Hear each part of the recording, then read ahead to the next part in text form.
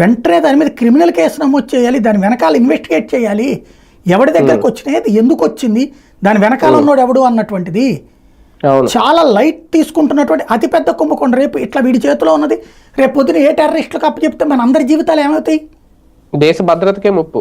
మరి చాలా ప్రమాదకరమైనటువంటి ఆట ఆరంభమైంది ఇది. ఇప్పటిదాకా మనకున్నటువంటి సెక్యూరిటీ మొత్తాన్ని బ్రీచ్ చేస్తున్నటువంటి పనిది. ఇది చాలా ప్రమాదకరమైనటువంటి ఆట. దీని మీద చాలా సీరియస్గా దృష్టి సారించాల్సి ఉంది. మేబీ ఇది ఎట్లా దొరుకుతుందంటే, ఇప్పుడు మనం ఇప్పుడు ఇదివరకటికి మళ్ళీ కాకుండా సెల్ ఫోన్ కొంటుంటే ఆధార్ కార్డు అడుగుతున్నారు వాళ్ళు.